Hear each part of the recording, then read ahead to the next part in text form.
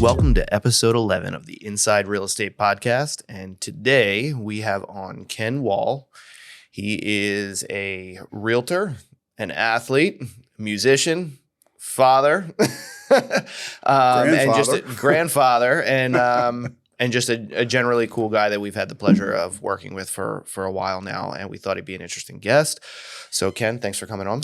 Brian, thanks so much for having me. I'm very excited to be here. Yep. You say that now. Okay. So for people who don't know you, just give us a little bit of background on yourself. Well, originally from Delaware County, but lived in Chester County for the past 20 years. And if you start adding up all these numbers, you're going to figure out how old I am. You have to do that on your own. But got involved in the real estate business at a very early age, in the early 70s, actually. Took a lot of turns between now and then, but come from a real estate family. Actually, my grandfather was one of the first developers in Delaware County in a little burg called Upper Chichester. And, I learned at an early age a little bit about everything, from, banging nails to driving bulldozers when I was a kid, putting it as my grandfather was putting in streets and everything. So I come from that family. Very cool. I did want to talk about, so you still own rental properties? Yes, I do. So you do that, and then you've also you do some flipping yourself, right? Absolutely. Well, I don't use that word. I call it purchase, rebuild, and resell. To me, flipping kind of sounds like putting lipstick on a pig. That's not what I do.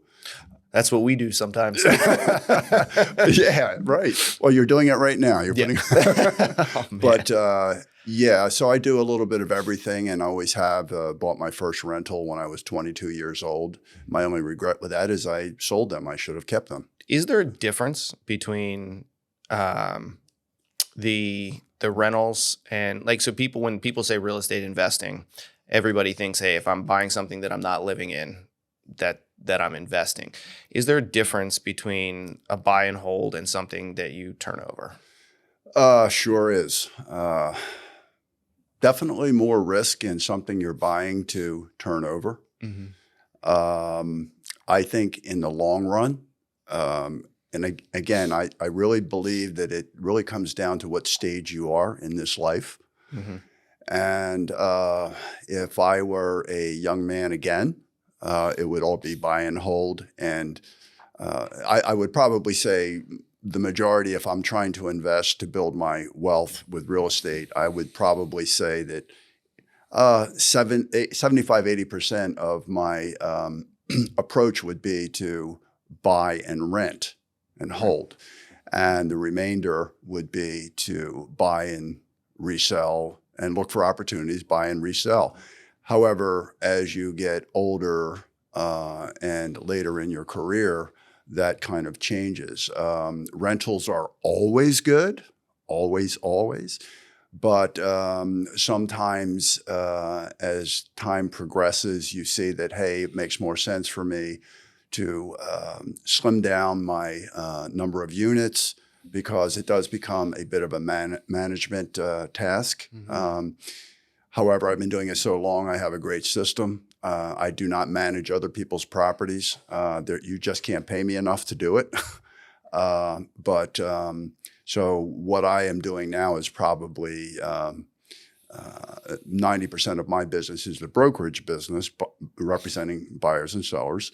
And then I have the part of the business where I operate my rental units, which I've had for a long time, and I'm really at this point not looking for any more. And then I'm doing the rebuilds and resells as well. Is part of you talking about it maybe makes more sense to do the flipping as you progress in life? Is that part of it because sometimes the buy and holds take longer to reap the benefits of?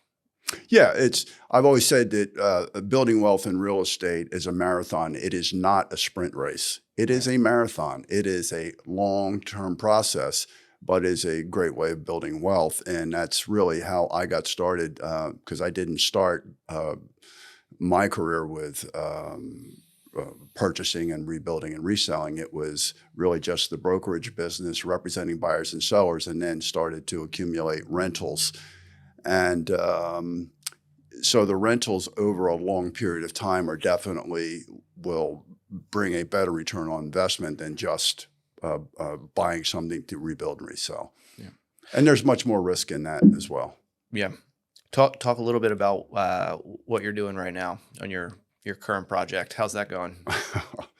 Well, it's almost like a black hole. You know, these projects, they get the cost of everything today. People just have no idea what things cost and how much goes into it. And another thing that when realtors go down this path, they need to realize how much time is involved, because you have to be there. You have to have a presence at that construction site at all times.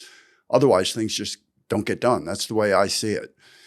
And what happens, that takes away from your brokerage business. It takes away from the time that you spend working with your sphere of influence and what have you.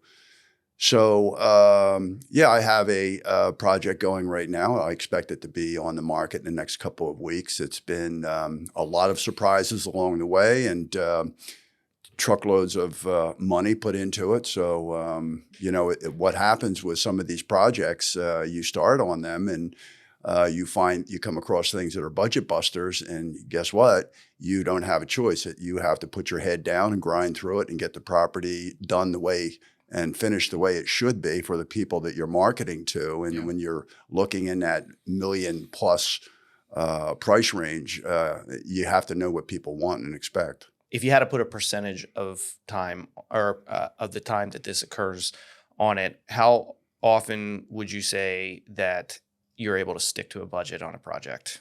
Never. Never. I wish I could. Always comes out over budget. And, I try to build fat in there, 10, 15%. And that's just not enough sometimes. The cost of materials and really what's tough now is the cost of labor. It's just very expensive. And, if you're borrowing money to get your project done, time is the 900-pound gorilla in the room. Yeah. So there's a lot of factors that go into it, and if you figured, hey, I'm going to be able to turn this in 3 months, and it ends up being 5 months, well, you're eating up into any potential profit you might have. Yeah, absolutely. So, but now you're talking about a lot of challenges with these type of projects, but you're still doing it. So even after busting your budget and going through all the headache and stuff, is it still worth it on the other end? That's a tough question. I was told by my wife this is going to be my last one because I turn into a different person when I do it. But we'll see about that. But I don't know. I guess I just feel like I can't resist a challenge. If I see an opportunity, I know what I can turn that into. And I still think there's buyers out there that would share the vision I have for the property once I get it done. And I've never had really a problem selling any of my properties. Some I do better on, others I don't. And you just got to take the good with the bad. I just want to circle back to the idea of rentals. Because the rental business to me right now for what I do, which is my rentals are single family homes. I got away from buying duplexes and things like that. But, the rental market, I'm not seeing prices out there that work, that allow the numbers for on return on investment. I'm not seeing the ability to buy properties to rent them, and then looking at what rent I can get on them and what my return on investment is. It has really changed drastically in the past 10 years. Yeah. Whereby I used to be able to buy something for, I don't know, let's just say $50,000 and put 20 or 30 into it and rent it. you can't do that anymore. It's funny you bring that up because I actually, like I always have, like we do when we're shooting one of your properties, we'll kind of just chat about the Right, property, sure. those type of things. But I find when I'm having these conversations now, a lot of like I've been in a handful of properties recently where it's like, this would make a good rental until I talk to them about like what they're planning to list it for. And then it doesn't seem to make as much sense as it could in the Exactly past. right. What I have really moved towards as I mature, as I should say, is Like that milk, right? yeah, right, right. So what I have moved towards is owning my rentals free and clear, because for me that's a retirement program. That's what you have to move towards. Now, if you're a young man, or young lady, or young investor, and you're buying something when you're 30 years old and you hold it, you will end up in that position years down the road. So that's really how I look at it anymore. If I can't operate it free and clear, so I can work with that cash flow, then I don't really buy. And that's why I'm having I haven't bought any rentals in a long time, because I just haven't been able to see anything like that work for me. Yeah, that makes a lot of sense. So you mentioned your wife Yeah. a few minutes ago. What's it like? So what's the dynamic working with your wife? Because she's licensed also, correct? Yes, she is. So how does that work? Well, it can have its good moments and its rough moments, but no, she, as you know her, and she retired from Villanova after 28 years. So that coming into the private sector, so to speak, in business in the private sector is a little different. So she does all of our transaction management, all of our, she deals with you a lot on our marketing and everything. So she's really learned an awful lot in a very short amount of time. And it works out great. There are moments that we have, but no, it works out great. That's good. All right, so I'm going to shift to a topic that I know you love so much. Is Zillow necessary? Well, apparently the general population, the masses of buyers and sellers think so, because they're very successful. It's amazing if you think about it. How short of a time Zillow has existed and what they have accomplished. It is truly amazing. Now, you could look at some of these big real estate companies and say, hey, they must have missed the boat because Zillow pulled the rug right out from underneath of them. And, is it necessary? I think that what really, I guess you could make the argument that yes, it is. Why? Because that gave the general public a much wider access to the real estate market than what they have before prior to Zillow, because you had to go to your agent for information. And a lot of that information is just out there, and it's so easy to grab out there on the internet now. So I don't know how to answer that question, whether or not they're necessary. They must be because they're very successful. Yeah, I do agree with that. I mean, I think they've made themselves necessary, right? But before Zillow, Realtor.com, I believe, existed prior to them. Yeah. And Realtor.com, in my opinion, is a little more less hip, and they're a little more dull and boring. I mean, people still use it. It's still like in third place as far as most search places. But if Zillow never came into place, that's probably would be the leader. Would probably be Realtor.com. So, but I think Zillow just had a vision that the other ones didn't, and they really took what you guys gave them. Yeah. And they built this. And they sold it back to us. Basically, and we bought it. You guys are the product, essentially. Exactly right. What are some good things about Zillow? Well, I think I think the engineering on the site is awesome. I mean, it is very intuitive. It's easy to use. I don't really use it that much, but when I go on to it, I can. I think it's very easy to use.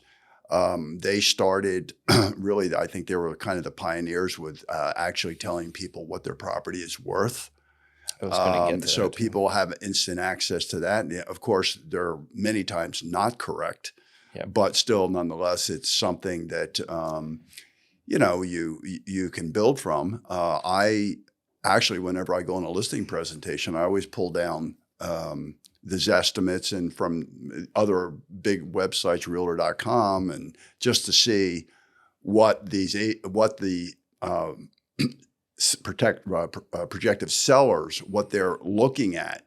So they know they have a meeting with me, and you have to assume that they've already looked at themselves on Redfin, Zillow, and Realtor.com, so they have an idea. So you have to put that on the table and say, okay, let's talk about where they think you are and where I think you are, depending on my knowledge of the local real estate market. Yeah. So I just think that Zillow, you can't knock them. They've been very successful, and I think there's some brilliant people, and but somebody else will come along and knock them down. Maybe. But there's CoStar, this fellow that owns CoStar, has made this big push, and you've seen all the Super Bowl ads and everything about homes.com. Yeah. And if you ever had the opportunity to look at the CoStar MLS, it's very, very expensive, but it's very, very comprehensive. The amount of data you can get from the CoStar on the commercial end is incredible. Now, that company is now trying to knock off. They want to compete with Zillow. Yeah. And I will tell you that I do have their app on my phone, and I do look at their information. I think that they did have a app that I thought was a great mobile app that you could access the MLS. It was called Snapshot or something like that. Yeah. HomeSnap, I think. HomeSnap, that was it. And they did away with it. I don't think their new one is as good, but because the MLS, Bright MLS does have a phone app as well. It's just not as good. It just doesn't work as well. But there are other players out there that are trying to take some market share from Zillow. And I think this Homes.com, they're a very smart guy. And he's got a lot of experience and success behind him, and I'm really interested in seeing. He's got my attention. Let's put it that way. Yeah. Rather than Zillow. So. I've seen some social media posts from some pretty well-known realtors, like right. social media famous realtors and whatnot, and they're talking about. I'm like, they're definitely getting a paycheck on the back end to be talking about that like this. But I do think it. Wouldn't doubt it. Yeah. So, but before we move on, let's go back to the Zestimate for a second. Right. So 99% of the time, if a realtor is talking about this Zestimate, they're totally smashing it, saying this stinks. You need to talk to me instead. And I don't disagree with that. I don't think the Zestimate replaces the realtor, but where does the Zestimate get it right, and where do they get it wrong? Well, they get it right if they just check all of the algorithms, and I'm assuming, and I'm not sure exactly how their technology works, but let's just figure, how are they coming up with these estimates? Well, they're looking at public records, and now Zillow is a broker. They're not just a public website. That's where they started. Yeah. They are now brokers, so they have access to the same information we do. So they can study the comps just like I can. The only thing is that they really are not. They kind of lump it into one basket. They're not really specific to the local market, which really has a ton of influence on pricing. They don't know the house inside. They don't know whether or not there's been an addition. They don't know whether it's been updated, but where do they get it right? They get it right by taking the rote information that is available to them and putting it together and coming up. I'm sure there's somewhere along the line that they use a square footage model as well, price per square footage model. Yeah. So I think that they do a pretty good job given the information they're using to create these estimates.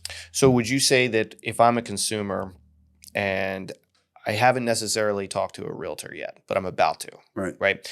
Would you say that it's a good starting point and that a realtor is going to be the one that's going to take where Zillow got you and then fine tune it down to what your home is actually worth? Well, that would be a great attitude to take. And if the seller would accept the fact that the Zestimate is kind of a general, not specific. It's not really, you're not really digging down into the local market.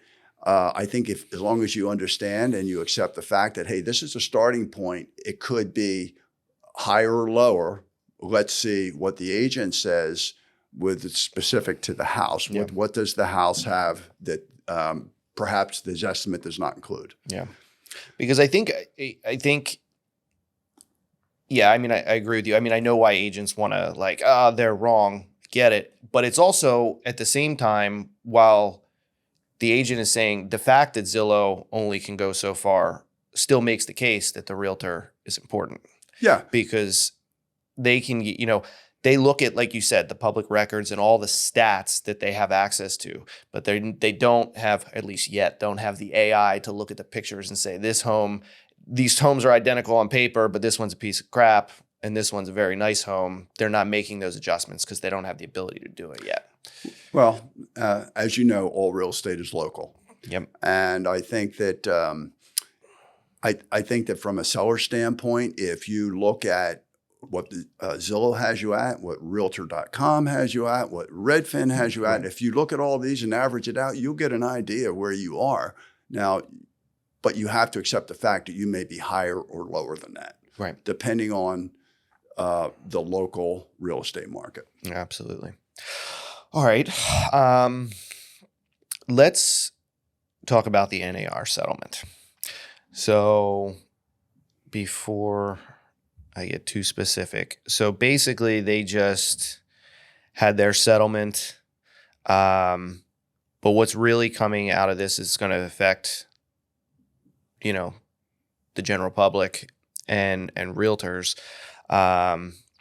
is that they've agreed to, one piece is that they've agreed to put in place a new MLS rule prohibiting offers of brokerage compensation on the MLS, meaning that offers of broker compensation could not be communicated via the MLS, but they could continue to that could continue to be an option consumers can pursue off MLS through negotiation and consultation with their real estate professionals. And past that, there's going to be a new rule set to go into place mid-July this year that would require MLS participants working with buyers to enter into an agreement with the buyers. NAR continues, as is done for years, to encourage its members to use buyer brokerage agreements, which a lot of people don't do till the last minute as a formality, and help the consumers understand exactly what services and value provided and for how much. So I have questions of your take on it, but what's your general take on what you know so far? Boy, what a mess. What a mess that has been created unnecessarily, in my opinion. It all started with some sellers thinking they would take a shot on a lawsuit. They got some really sharp lawyers, and thinking that they shouldn't have to pay an agent, a buyer's agent, to work against them. So it's a good way to put it. So what happens, obviously, as you know, that you make an agreement with a seller hires you to represent them, and you say, this is the way it has worked. This is, our fee is whatever it is, 5-6%, and we split that. We offer half of it as compensation in the MLS to a buyer's agent. So the sellers have always had the ability to not pay a commission. They always have. They can sell it on their own.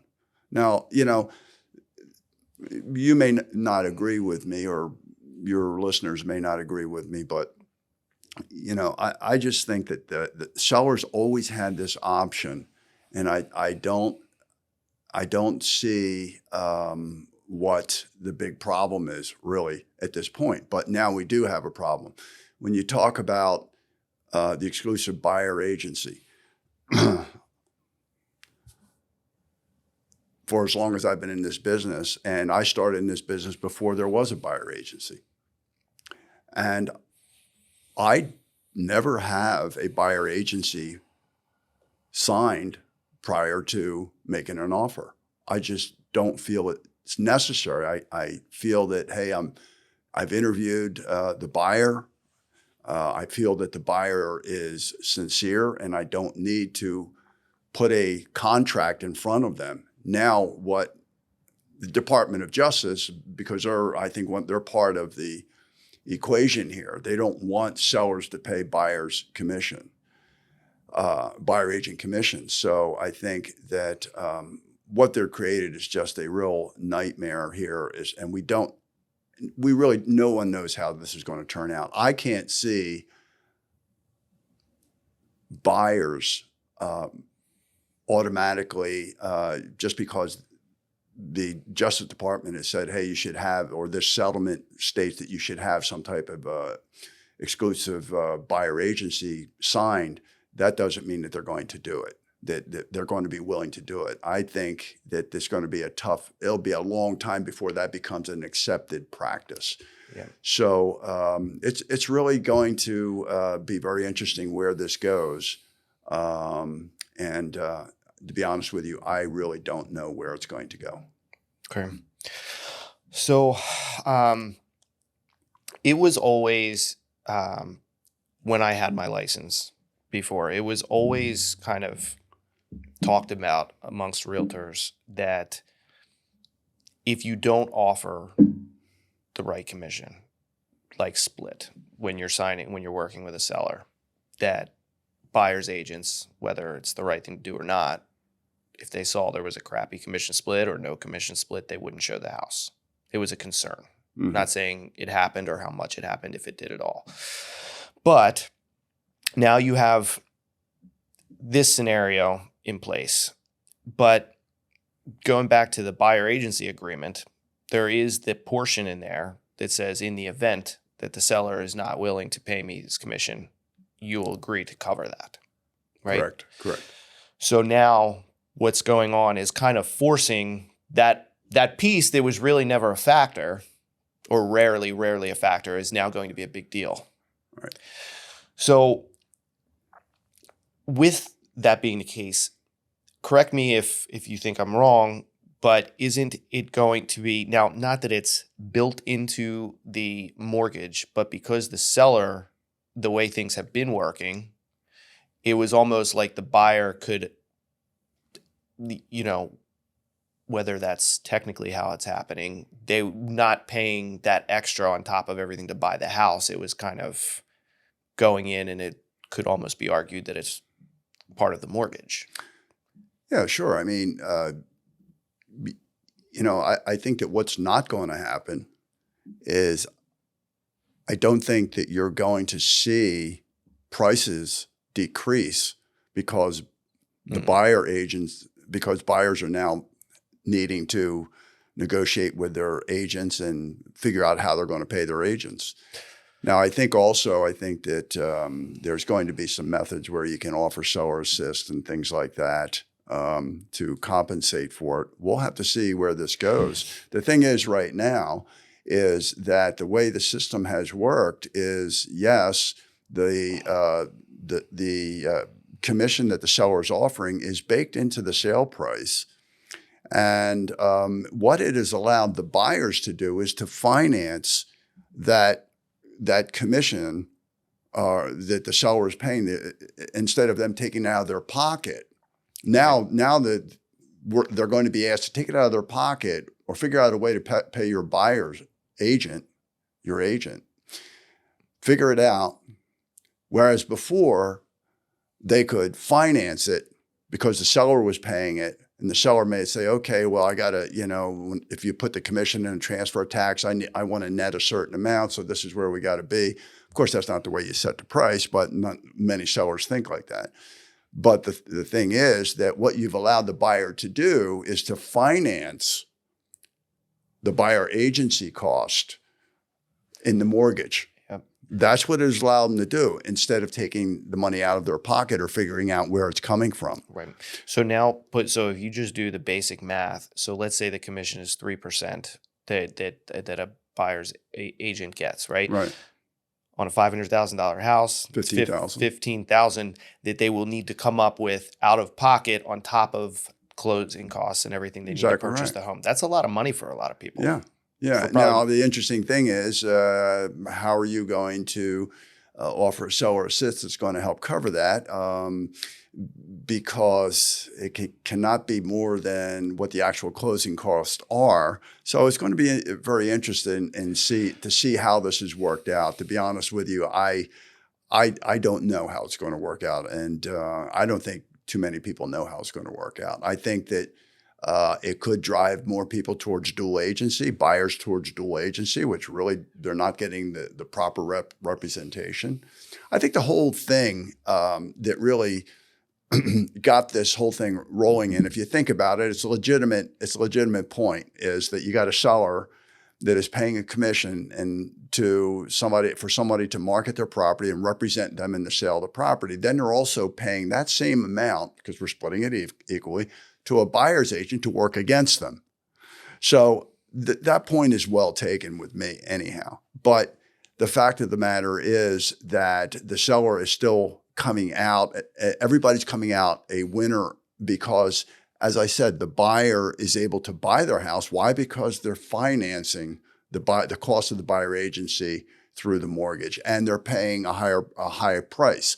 Now, I just don't think sellers, once buyers start paying, if this is going to happen, theoretically, if they start paying their agents, I don't think that you're going to see prices come down. I think sellers are going to still sell at market price. They're probably thinking, because I'm not paying this, I'm going to make even more money. Well, they're going to net more, yeah, sure. But part of how they're kind of kicking themselves in the butt in a little bit of a way, because think of how many buyers what percentage of buyers did you just price out of being able to afford your house? So now less buyers means less demand, exactly, essentially, which means your prices either don't go up, don't keep going up, or maybe they have to come down. Well, time will tell. Yeah. Because it is a very complex matter, and I really I kind of thought when this all started, okay, this will find a way to work itself out, but it has really turned into a real mess. Yeah. I do think I think it's going to be interesting. But what I was reading in the beginning was actually right from NAR's website. It sounds like if the buyers and selling agents can actually explain to the general population the right way, the pros and cons to doing it this way, but they're still saying you just can't offer it officially in the MLS, well, but it could be worked out. You could maintain status quo if it's explained properly. There's a ton of information on Zillow. There's a ton of information on homes.com, Redfin, right? Now, I hate to knock the local MLS because I'm on it every day, but two important things in the MLS for me, two things. I just had this discussion with one of my colleagues this morning. One is I'm going to go on there and I'm going to look at who the agent is selling the property. If I'm showing, I want to know who the agent is. Why? Because I've been around a while. I want to know if it's somebody I've worked with before and had a good experience with.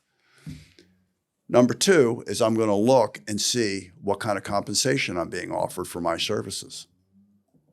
And number three is if I'm going to show that property, I can easily just click on the Showtime button and set up the appointment to show. So those three things are what I generally look at when I'm looking for properties to show my buyer clients. And that's the real value of the MLS. Now you're taking away at least one. I don't know how much I'm going to be compensated. Yeah. The other thing is Zillow owns showing time. So they could separate that. So what's that going to leave me? Maybe Zillow becomes national Well, MLS. I don't know. We just don't know. Yeah. I just think that one of the big problems is, okay, how do I find out? To be honest with you, Brian, I'm not going to work for anything, for nothing. And I don't know too many agents that will. And I need to know what I'm going to be compensated. Some way, there's got to be some way of knowing what you're going to be compensated for. Yeah. Okay, so you say you don't work for anything. So a lot of people talk. I meant for free, for nothing. Well, right. That's what I meant. Yeah, I'm sorry. Yeah. I think a lot of people don't understand the true value of a real estate agent. They still, regardless of how much agents talk about it, they're always bringing up the fact that, oh, like I could do this myself. I always used to tell people that as an agent, I earn most of my money after you go under contract. Now, you may agree or disagree with that, but there's so many moving parts and savvy that comes with experience from what you guys do. And I think now that's what I used to tell people, because the marketing wasn't what it is now. But now even the marketing takes a lot more effort just in general, because there's so much. How many times have we talked about that? Yeah. But even the prep that agents such as yourself do to get the home ready for sale, and the coordination, and just knowing the speed bumps you might run into to be able to help them dodge it. And like, yeah, on paper, it's, just, put it on the market. Yeah, you might get the activity and you might sell it, but man, it's a lot of work. And then you're not even factoring in the variables of just the human element of the consumer that can just get things a little chaotic. What's the real value of a realtor? Well, all you need to do is get into a real estate transaction that goes off the rails, and you find out real quick what the value of a realtor is. I like to think of myself, and I kind of compare it to the game I love, tennis, and that is I'm trying to think 2 or 3 shots ahead in a point. With a real estate transaction, I am always looking 2 or 3 steps down the road for potential roadblocks. And the average consumer just doesn't, as you say, realize the amount of time you put into. Now, you say that most of you earn your money after the contract is written. Well, that is true to a certain point. But if you're a buyer's agent and you've shown somebody 10, 15 homes, you put in a lot of time. So then you finally get the contract signed. Now you got to get it to the table. And there's always, with financing, appraisals is a big thing. Inspections, there are so many ways that a transaction can go off the rails if you don't have somebody properly guiding it. Yep. And sometimes you can't even stop it from going off the rails, but you need to know how to navigate it once it does. Right. And in this market in the past, I'm going to say 5-6 years, especially on the sell side, you have to know how to, on the buy side, let me turn that around. Let me say on the buy side, with the market the way it's been in the past 5-6 years, it's not about really how much you pay for the house to a certain degree. It's, can you get it? Can you get the house? Can you win? And the thing is that you have to, the value of a experienced agent is, how do I get my bid to be the accepted bid?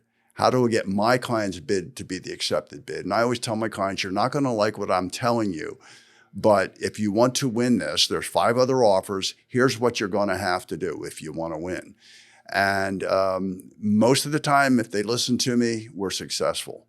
And that's another reason why I want to know who I'm dealing with when I'm looking in the MLS as far as who's the agent representing the seller. So especially in this market where you're getting multiple offers, which you still are getting. Yes, the interest rates are up and the activity has fallen down, but that's mostly because there's not enough homes to sell. So the ones that are being offered, there's a lot of interest and a lot of activity. So on the buy side, you better have an agent that knows how to win. And if you don't, you're just going to be losing one offer after another. Agree.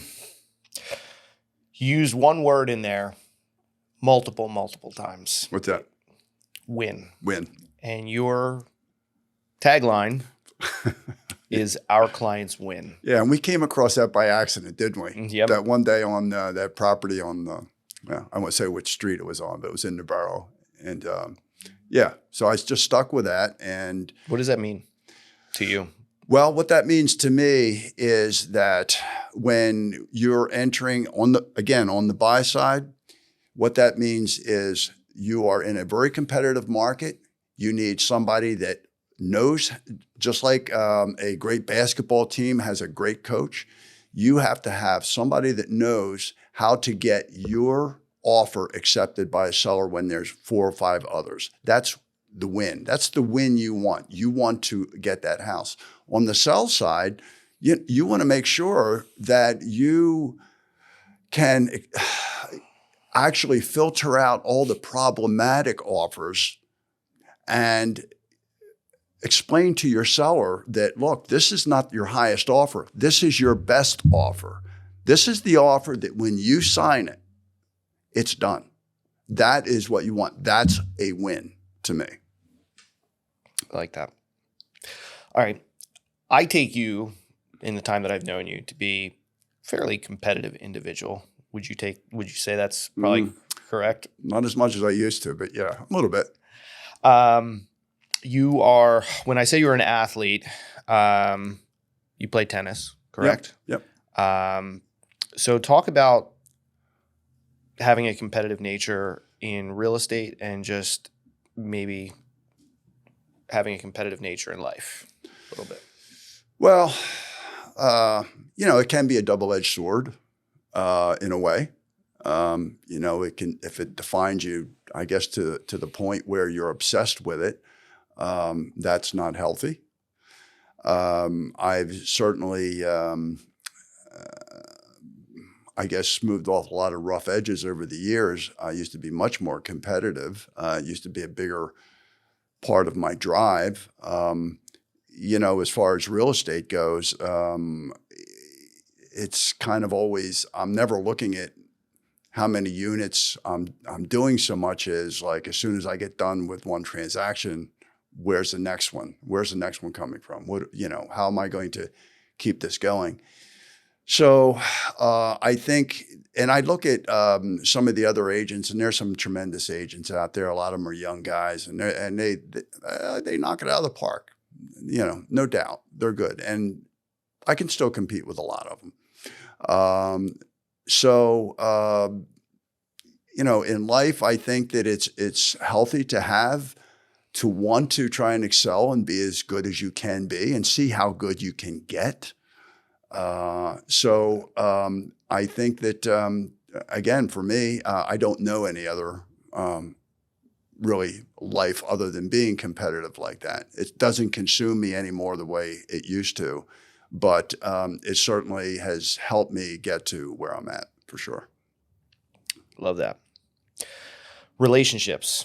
So you mentioned earlier your sphere of influence, and just a few minutes ago you were talking about looking in the MLS to see the agent on the other side, and if there is a relationship there that could benefit you accomplishing your goals. How important are relationships in general in real estate? They're everything. Relationships are everything, whether it's with your clients, other agents, your mortgage people, all the ancillary vendors that are involved in real estate. It's very important. If you don't have good relationships, you're kind of out there on your own. I found that, agents that, especially and I know if I'm on the sell side, if I know certain agents bring buyers, I know that they're serious, good buyers. Otherwise, the agents wouldn't be wasting their time, and they know how to get the agreement across the finish line. And if I'm on the buy side and I know the seller's agent and I know him to be a fair and honest person, to me that's a big plus. So my relationships with the other agents I work with are to me golden.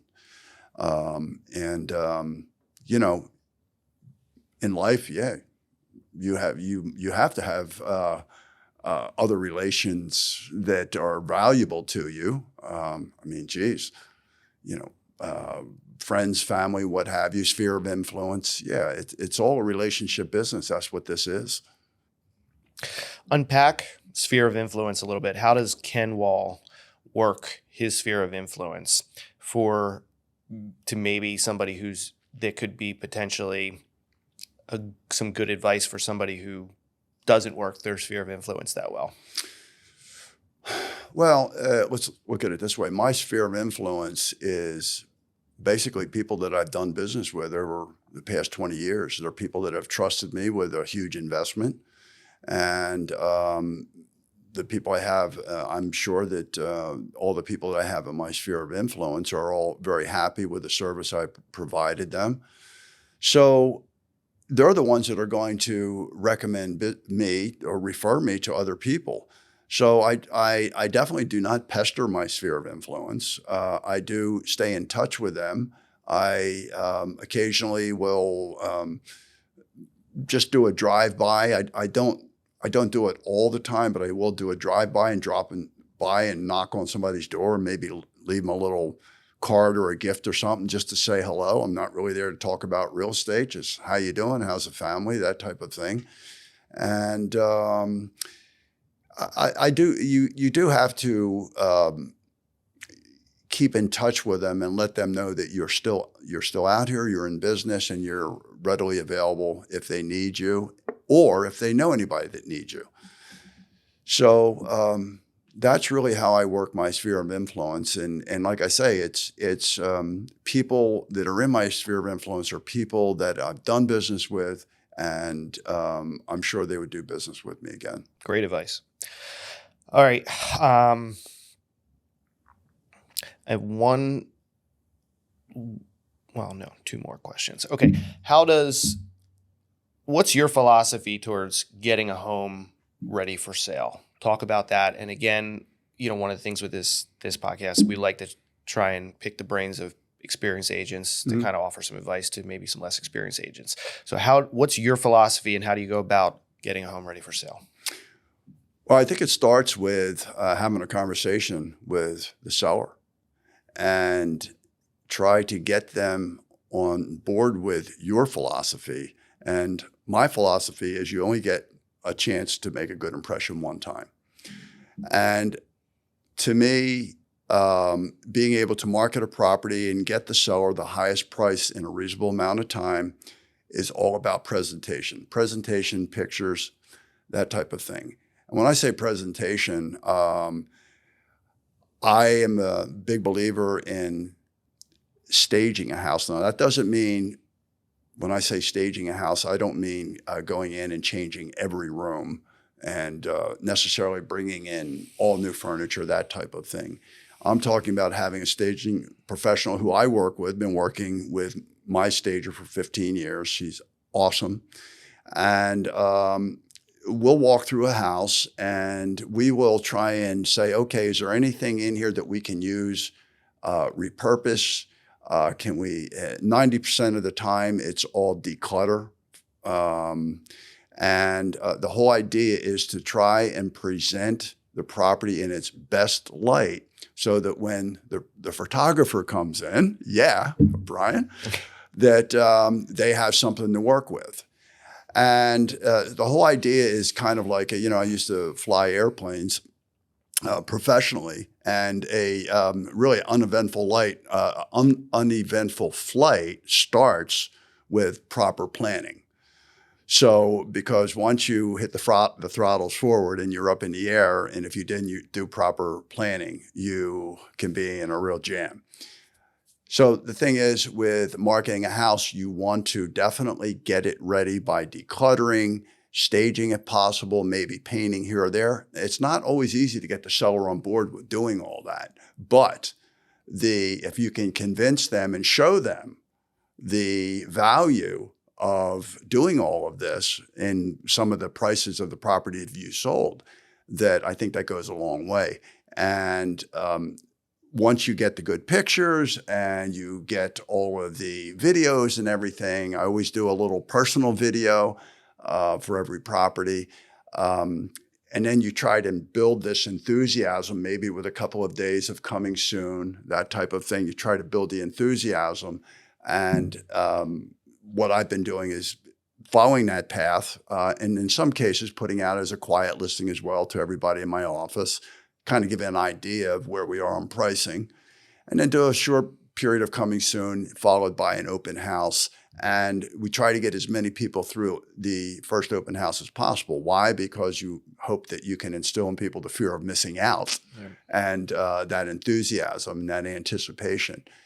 The people that walk into your house in the first week are the people that will pay you the most for your house and give you the best deal. It's not the people 2 or 3 months down the road. That's why it's so important to get it in a presentable condition, get great pictures, get all the marketing prepared so that it all comes out at once like a big splash. And so that is, because I think you only have a chance to do that one time, to really have that impression on people the one time.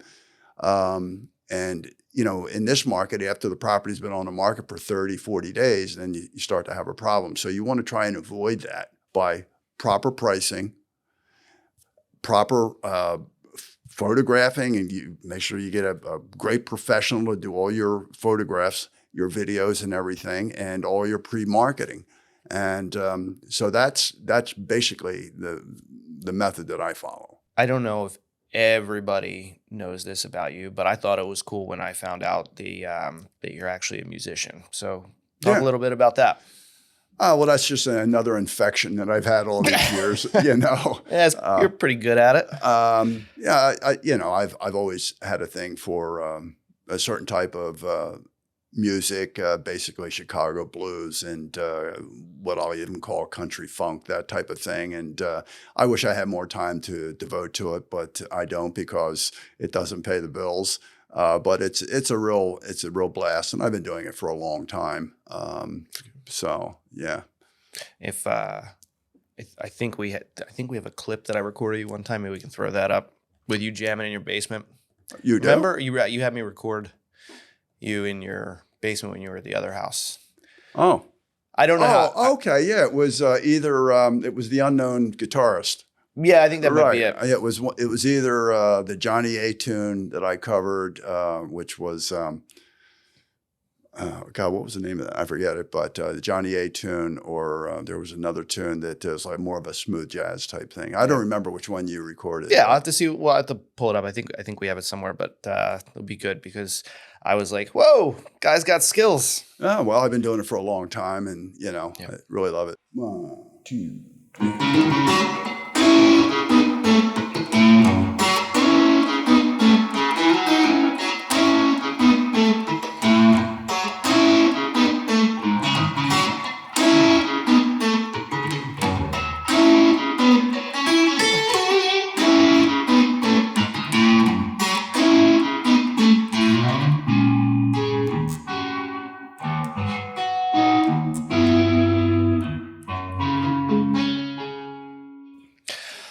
All right. So we're coming to the end, and I usually ask all the guests to leave us with a positive message to the world. Whoa. Weren't ready for that one. I wasn't ready for that one. Well, there's, I don't know. We just seem to be in a lot of turmoil now in the world. I don't know what the solution is for a lot of it, but I think we just have to respect each other. I think that's where it starts. You have to respect each other and not be biased towards other ideas, cultures. I don't think I am. But I think that also, I think that recently in our world that we've really gone over the top with some things. And no sense in getting into them, but I think that we just really need to respect each other. And I think that will go a long, long way to help us stay on track. But that is so much easier said than done because today there's so much special interest in every corner of the world. And it's just a very, very tough situation right now. I don't think there's any easy solution for any of it, but I do think if you start with a premise that you just have to respect each other, and I think that will go a long way. Perfect. Thank you, sir. All right, my pleasure, Brian. Thanks for having me. It was good.